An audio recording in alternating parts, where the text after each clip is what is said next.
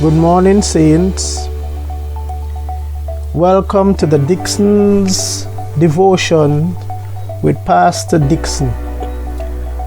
And today we are going to be looking at Psalm chapter 14, which is a psalm that David is writing, and he is saying, "Who is a fool?" Now, when we look at this passage of scripture, many people think that this passage of scripture is written to atheists, those who do not believe in God. Remember, the term atheist does not exist during the time of David. It was recently, probably in the late 1700, that this term atheist came into play, because really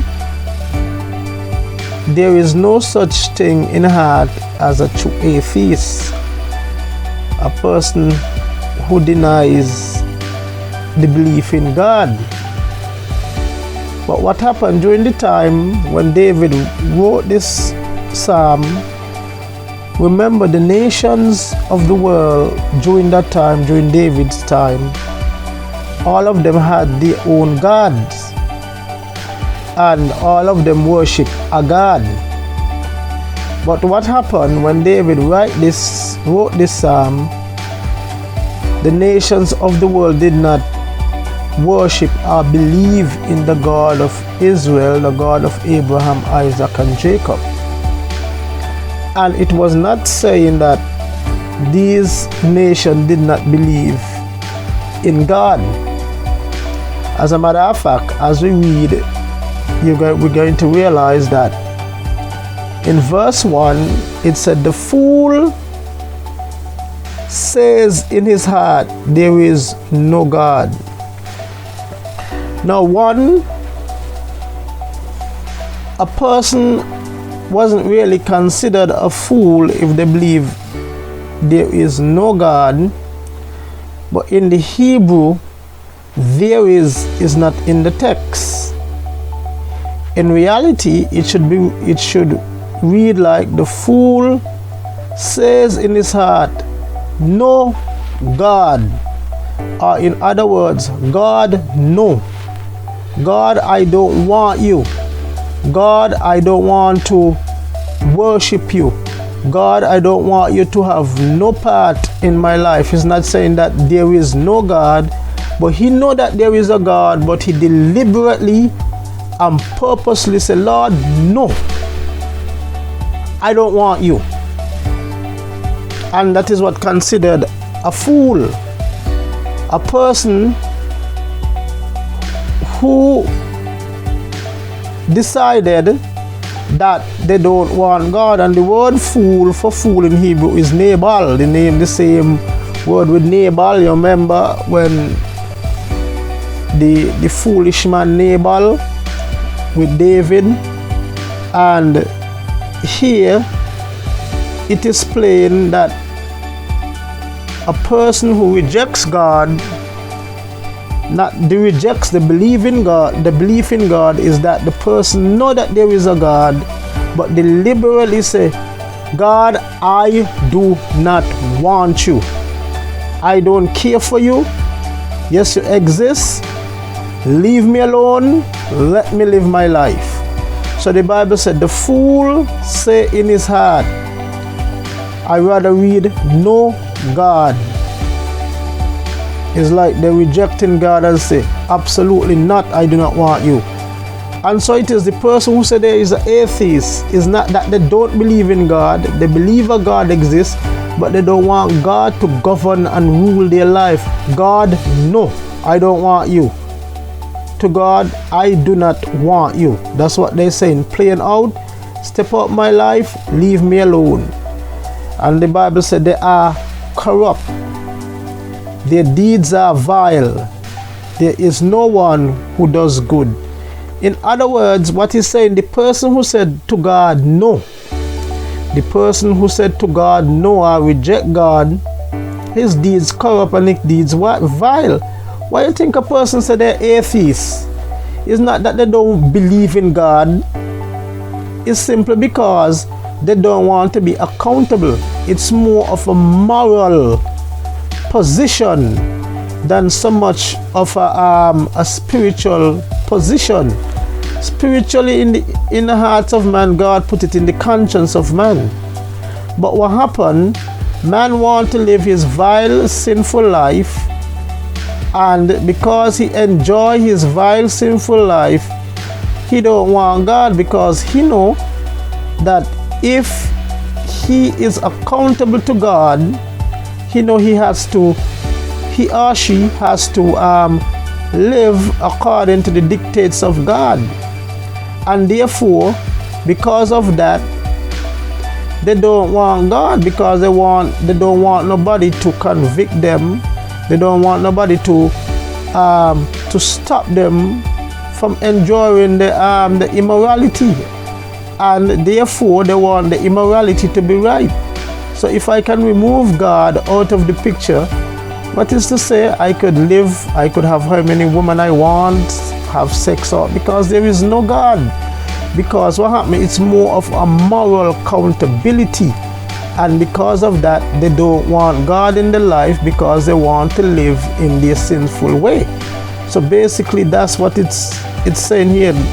And it said the deeds are corrupt, they are vile, there is no one who does good. Now when we look at this, in the all humanity, none does good. The sinner, every human being, the sinner, we don't run to God, we don't seek God, we run away from God because we love our sin, we love our immorality, we love our sin.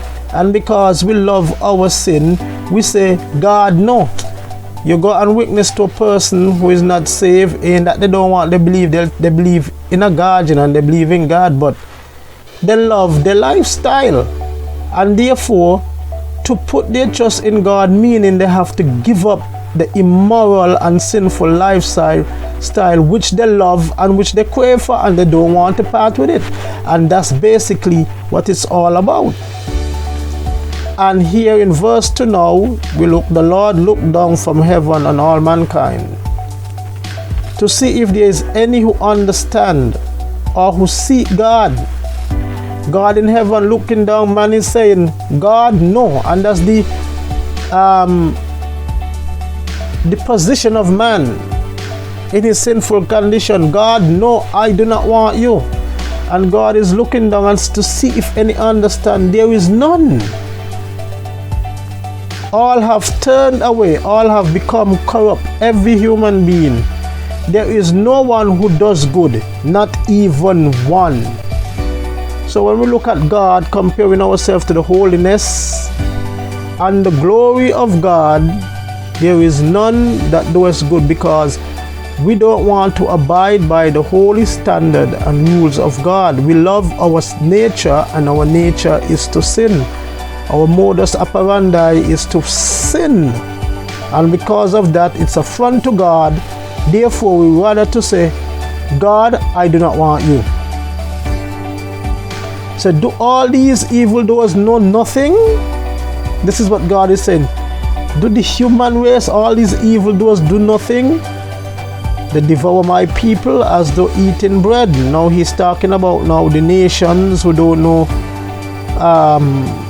the God of the Bible and try to destroy them. They never call on the Lord. And also he's talking about now, bring it back to the individual now. Those who don't know Jesus Christ, those who don't know the God of the Bible, they try to devour the saints. They malign the Malaks, and they malign the Mak, and in some countries they persecute. And there's some people never call upon God. They live their life, they go through life, they don't care about God, they don't even care to call upon God. To them, he does not exist. But there they are, overwhelmed with dread. Then there are kind of problems and dread come in their life, to whom they will turn to. For God is present in the company of the righteous. Now, those who are righteous, seek God, they live their life in tune with God, knowing that there is a God they are accountable for, and therefore they live their life according to His dictates. So right there, God is in the presence of them because they acknowledge God, and instead of saying no God, they're saying yes God, we respect you and we adore you and we want to live for you.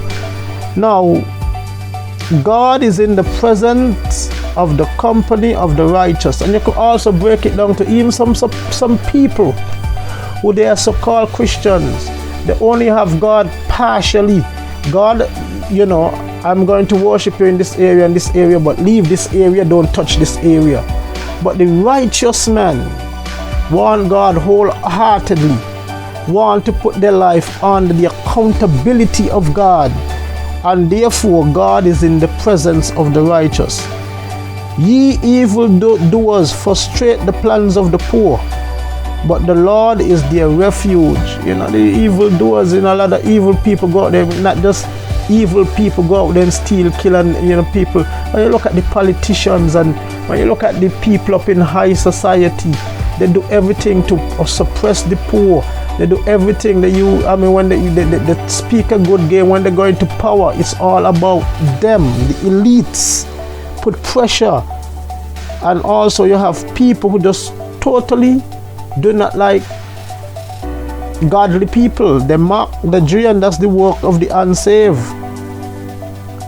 But the Lord is their refuge. Oh, that salvation for Israel will come out of Zion. Then he switched now from personal to national, that salvation for Israel will come out of Zion, meaning for the nation of Israel out of Zion. Where is Zion? Jerusalem. And that was the capital of where David lived. And out of Zion to Judah, Zion is in Judah, David is from the tribe of Judah. Out of Judah, out of Zion should come the Messiah. And he's saying, oh, that salvation come out of Zion, out of the tribe of Judah, out of Jerusalem. Salvation will come. When the Lord restore his people, let Jacob rejoice and Israel be glad. Saying God restore Israel, let the nation, let his people rejoice, and let Jacob rejoice and Israel be glad. In other words, when God restore a nation, the people will rejoice and they will be glad. But when people who are not under the dictates of God or the accountability of God, some people think God hand too heavy, God Christian life boring. But realize the two contrast. The person who don't want to live under the accountability of God, they face dread at the end of the day. The corruption will lead to dread. And those people who serve God, even to persecution, at the end of the day, they will be glad. You see, the person who don't want to serve God, when trouble comes, to whom shall he turn? But those of us who know Christ, the saints, when trouble comes, we have a God who can fight and deliver us and stand for us, and there we will be glad. Saints, have a wonderful day, and may the Lord's blessings be with you.